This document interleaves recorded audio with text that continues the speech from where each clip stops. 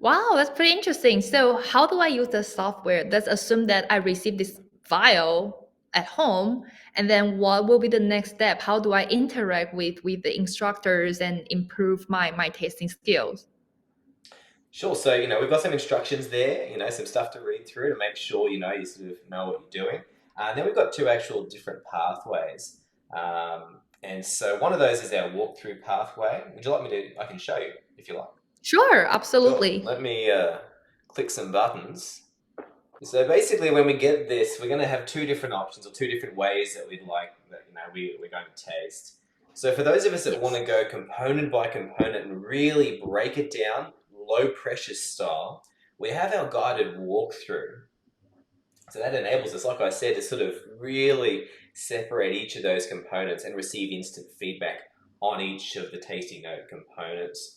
For those that are really preparing for an exam and really want to put themselves under some pressure, we have our exam prep. So let's check out the walkthrough.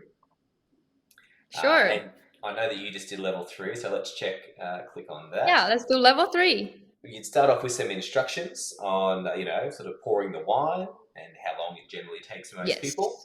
And once you're ready to start, you click next. And so this may be familiar to you. So, when we are tasting a wine, we always start with our appearance, which you can see up here. And, we look at our intensity and color. We then would move on to our nose, when we have our intensity and our aromas, Aroma, our yes. palate, and then our conclusions and so forth. So I like this page because you can see all the different components of the palate. So when we start with our palate, we generally look at sweetness first. This gives us a little bit of advice on, how we should assess sweetness.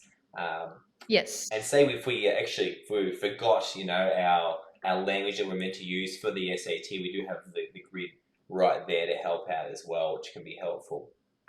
This But is so if we get great. our wine, we'd have a taste and we'd assess the sweetness. And so, say we taste a wine and we say it's dry, we plug in our answer, whatever your answer happens to be, and then we click and check our answer.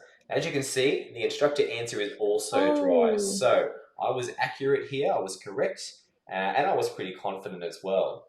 Now, why we do that, we want to rate our accuracy so that at the end we can look back on what we're accurate at, what we were quite close at, need maybe a little work, and what we probably were not close at, what we really need to focus on. With the confidence thing, I love that.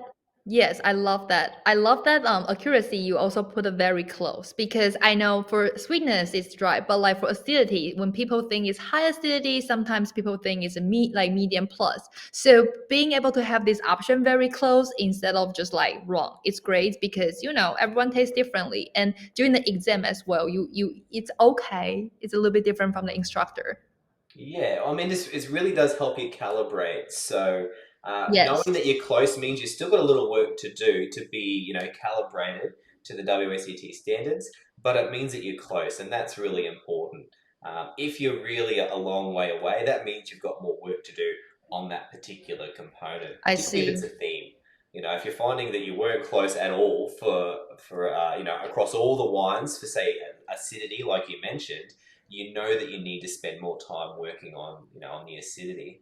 I With the see. Yeah. confidence thing, sometimes we're confident about things, but we're actually not as so great at them, and it's going to reflect that. And other times, sometimes, we're not so confident on something that we're actually good at. So if we get to the end, we're like, wow, I was great at alcohol, but I didn't actually really rate myself. Wasn't really confident. It's going to reflect that as well. We then move on to our acidity after that. And so again, we're now separating that acidity and calibrating to that.